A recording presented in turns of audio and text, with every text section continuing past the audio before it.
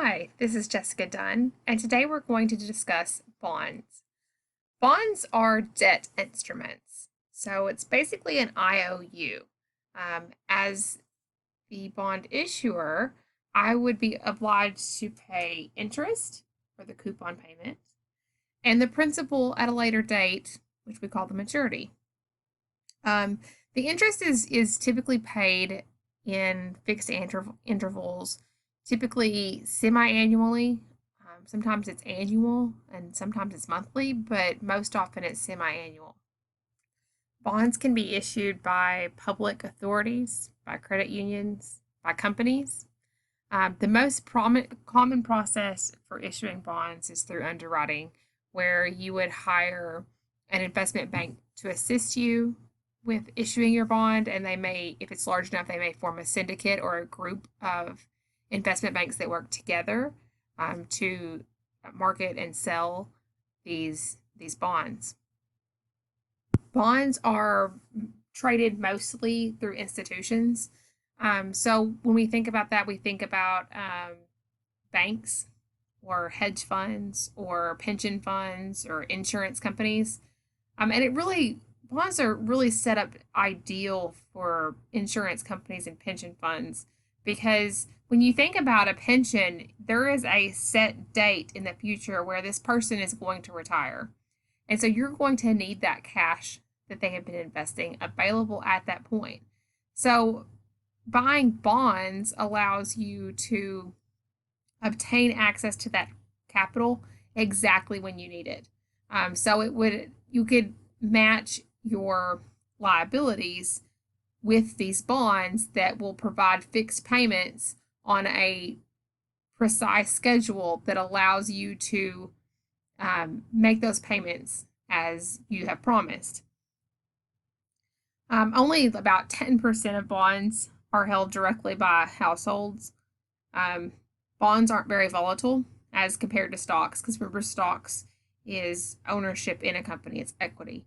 Bonds are debt, so it's an IOU, and so they're much less volatile than stocks, and they're often seen as a safer investment, but that's can be argued both ways.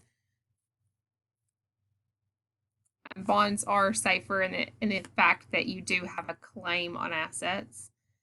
So if the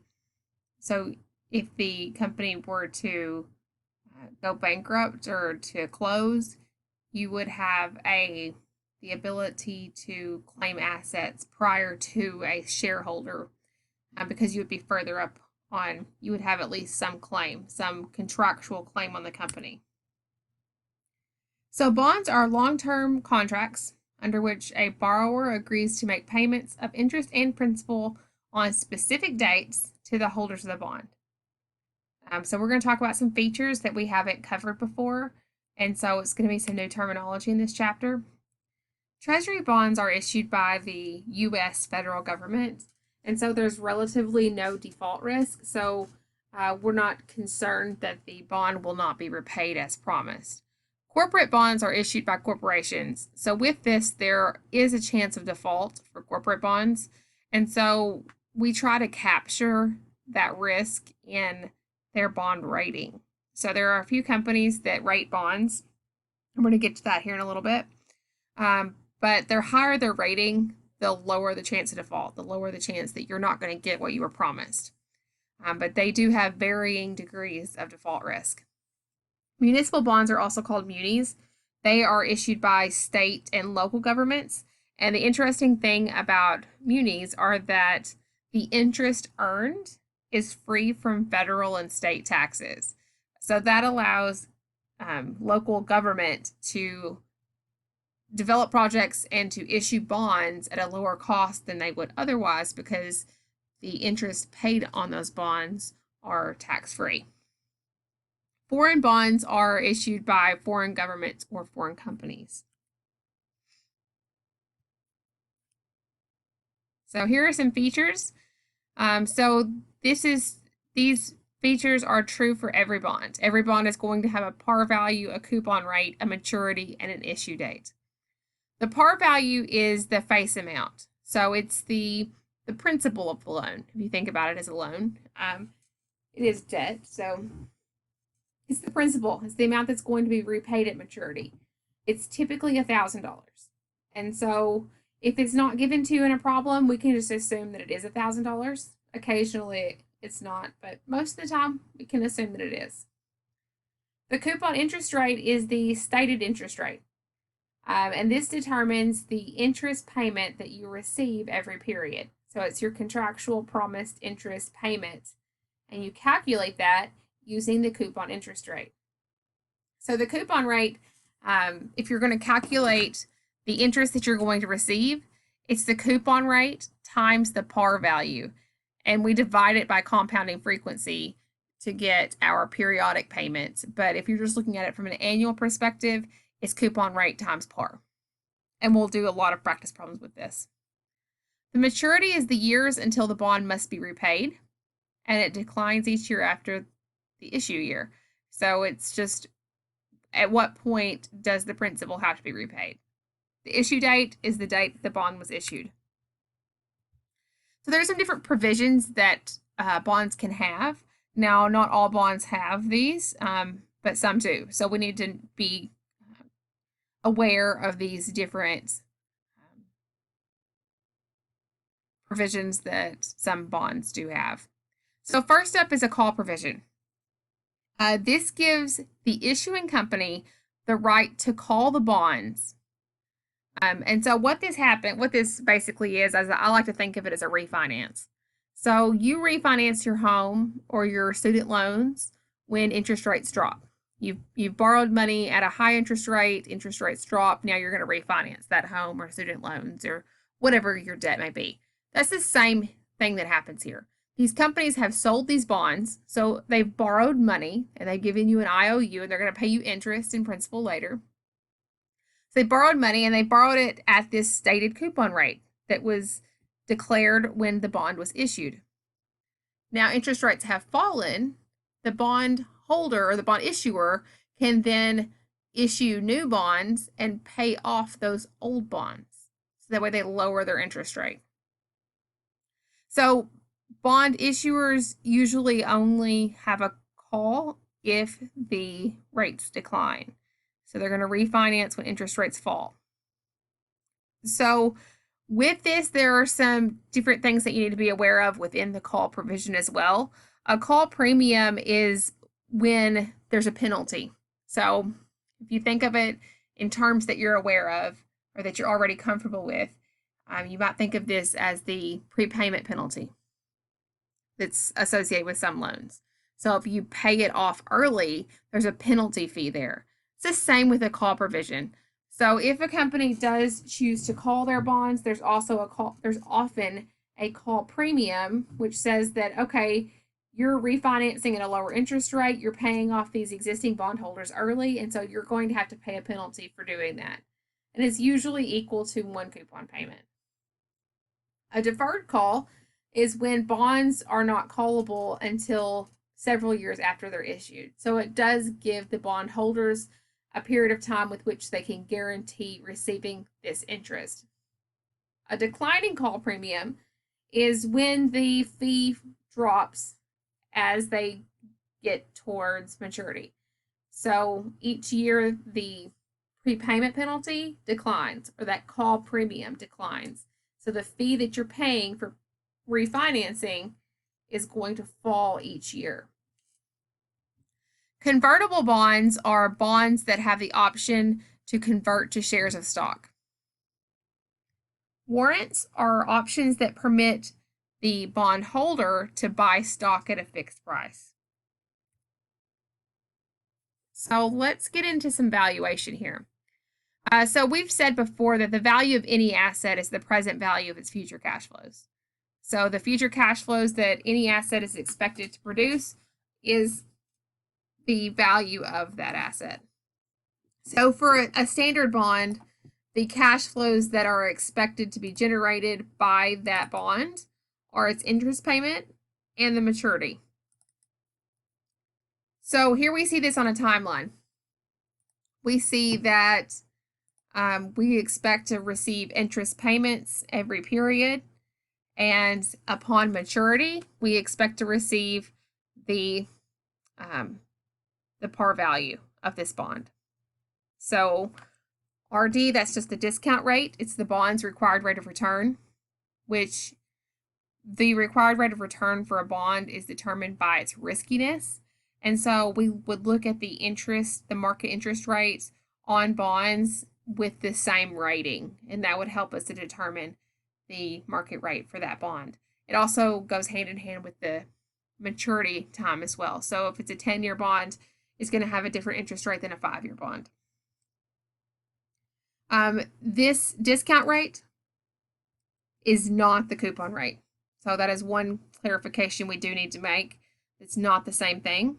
That two totally different things. This required rate of return helps us discount the cash flows. The coupon payment there is to help us calculate the interest payments. So N is the maturity time. It's the number of years until the bond reaches maturity. Interest are the interest paid, and it's the coupon times par value. We're talking about annual. And then our par value or maturity is this N, and we usually set it equal to $1,000. So we could use our formulas and calculate the value of a bond be equal to the present value of its interest payments, and then the present value of the amount at maturity. But we can also use our time value of money techniques. So let's do an example. Let's say that we have a 10-year, 10% coupon bond, and the required return is 10%. So I'm just going to walk through this one, and then we'll do a couple by hand. So this is a 10-year bond. So we know that we have 10 years until maturity, and now here we're assuming this is an annual. It pays interest annually. That wasn't given to you, and it should have been. But this is a 10-year, 10% coupon annual bond, and the required return is 10%. So with that, the first step is we need to calculate the interest payment. So the interest payment is equal to the coupon times the par value divided by compounding frequency. So the coupon rate is 10%. The par value is $1,000. See, it's not given to you. We can assume that it's 1,000. We divide it by 1 because it's annual. That's $100. So we're going to receive $100 every year and $1,000 upon maturity. So we could use the formula that we just gave, or we could use our time value of money, which is going to save you a lot of time and effort. So remember when we were talking about our calculators and we said that the rule for an annuity is that it's equal, periodic, and finite. These interest payments qualify as an annuity. The coupon payment is equal over time. It's $100 every year. It's periodic. It occurs at the same point in time every year. And it's finite, so there is a maturity date here. So we can set our payment equal to the coupon payment of $100, the interest payment of $100. Our future value is equal to the face value, also known as the par value, which we said we normally assume is $1,000. Our N is our compounding frequency times years. So this is 1 times 10, so 10. And our IY is our required return divided by compounding frequency. So 10 divided by 1, and that gives us 10. So let's go ahead and plug this into our financial calculator. Remember, the first step is to clear our time value of money. So we have a $100 payment. And this should be positive because we're going to be receiving this. We're also going to be receiving the principal in the 10th year of $1,000. We are going to receive this for 10 years, and the required rate of return is 10%. So let's compute what we would pay for this. And we would be willing to pay $1,000 for this, or this bond would be priced at $1,000. And this is always going to be true, that if the required return and the coupon rate are equal, so in this instance they're both 10%, the bond will sell at par value. And so there would not be a need for any calculations if you did recognize this. Now we are going to see differences in valuation whenever the coupon rate and the required return aren't the same. So let's proceed and we'll run into some of that. I left myself room to do it and I didn't use it. Okay, so what happens if our required return increases to 13%? So let's do the same problem. So we had said it was a $1,000 par value bond with an annual coupon of 10%. And now the required return is 13%.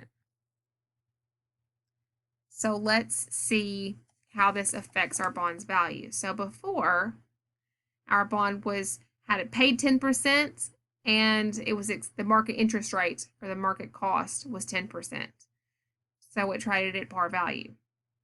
Now that we see that this bond is paying an interest rate of 10% while the market interest rate is 13%. So it's paying below market interest.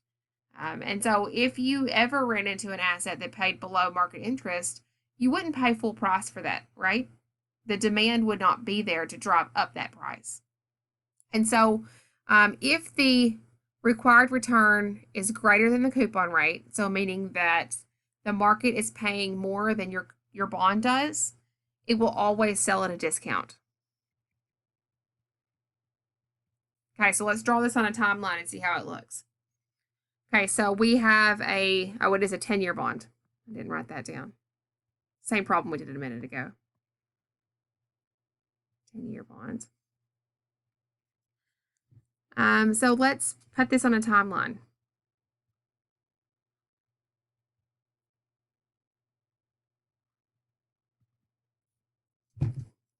So the first thing we need to do is calculate our coupon payment or interest payments, however you want to refer to it. I kind of switch back and forth sometimes, but it's the same thing. It's the interest that's determined by your coupon rate. And it's coupon times par divided by compounding frequency. So coupon times par divided by our compounding frequency. So here, our coupon rate is 10%. Our par value is $1,000. We have annual compounding, so it's $100. Same as before. So we're going to receive $100 every year. We're also going to receive our principal of $1,000 in the final year. So in year 10, we'll receive the $100 interest payment and we will receive the $1,000 par value.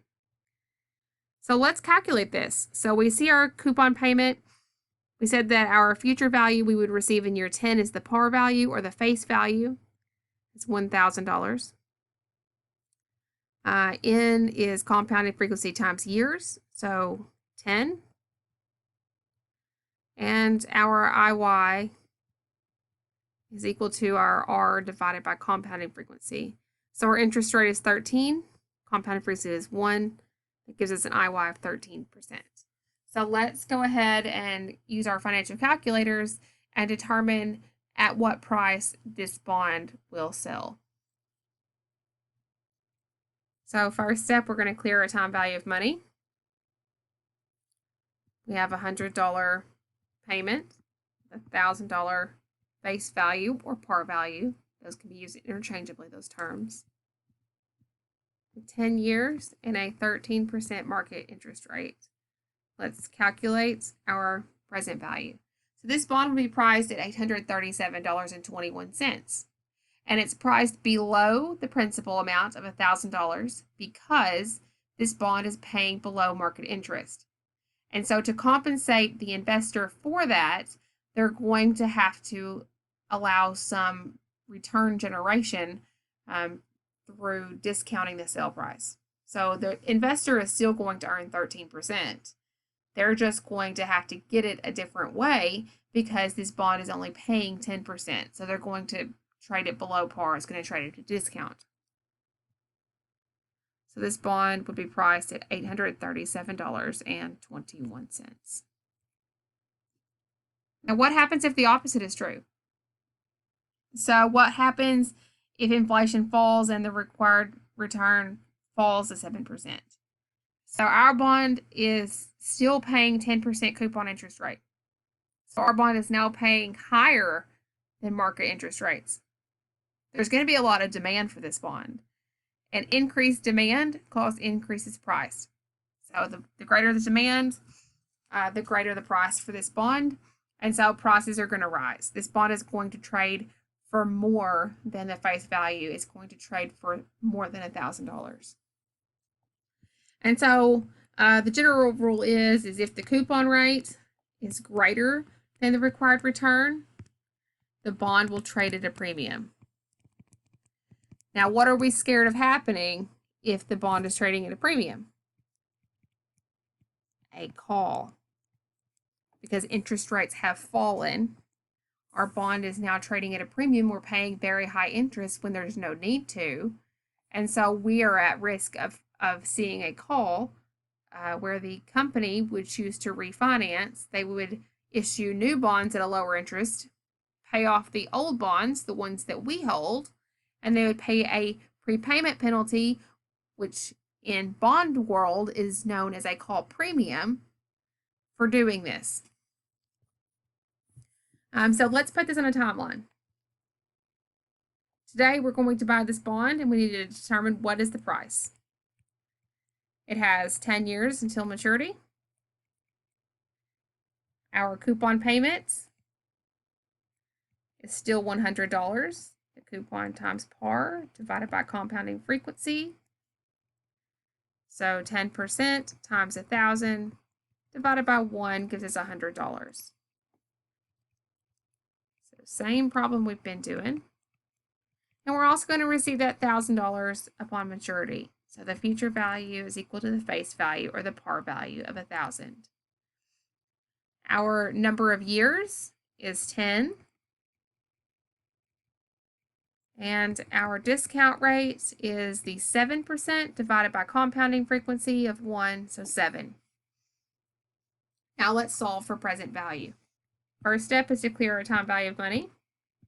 We have a $100 payment positive because we would receive that interest. A $1,000 future value also positive because we would receive that upon maturity. 10 years until maturity, and the market interest rate is 7. Let's compute our present value. This bond would sell for $1,210.71. And it's negative because that's how much we would pay for this bond if we were to purchase it. Okay, so in your textbook, it does differentiate the calculations for annual versus semi-annual bonds. And again, most bonds are semi-annual. I've already taught you how to do it without making any modifications. It's basically the same thing that we've done with our time value of money. Remember, we said that our present value is the same. With N, it's M times N. If we're talking about semi-annual, then our M would be 2. So that would be 2 times N, which is what your book tells you to do. It tells you to multiply years by 2 for semi-annual. Our discount rate is our required return divided by compounding frequency. So if that were 2, it would be R divided by 2, or interest divided by 2. Well, I'm sorry, our required return divided by 2.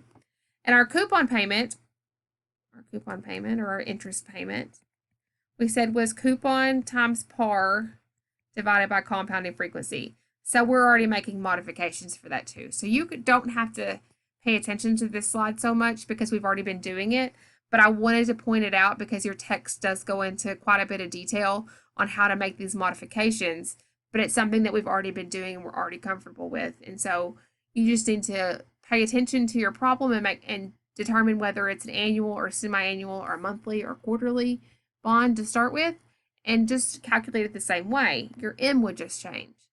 So doing it with this method allows you to calculate the value of bonds regardless of the compounding frequency. So let's do another problem. So let's see, what is the value of a 10-year 5% coupon bond, pays interest semi-annually, and the required return is 8%. So looking at this up front, our bond pays 5% interest, and the required interest rate for the market is 8%.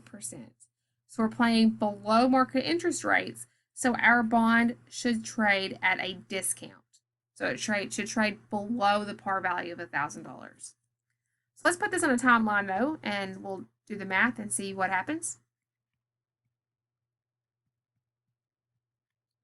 So the 10-year bonds, but this is semi-annual.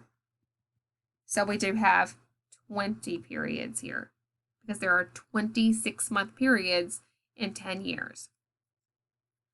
Our present value is what we're wanting to solve for. Our future value is our face value or our par value of $1,000. And we need to calculate our coupon interest payment. Our coupon is multiplied by par value and divided by compounding frequency. So here we have 5% coupon multiplied by $1,000 par divided by 2. So that's $25 every 6 months. So you would receive $25 every 6 months and $1,000 upon maturity. And so the last thing that we need is our discount rate, which is our required return divided by compounding frequency. That's 8 divided by 2, or 4%. So our periodic rate is 4%. So let's go ahead and clear our time value of money and see what we get. So we have 20 periods. We'll receive $1,000 upon maturity, $25 every 6 months, and we'll discount that at 4%. So let's compute our present value. And we get $796.15, which, just doing a rough check, that makes sense because we are paying below market interest. A negative sign also makes sense because that's what we would be willing to pay for this bond.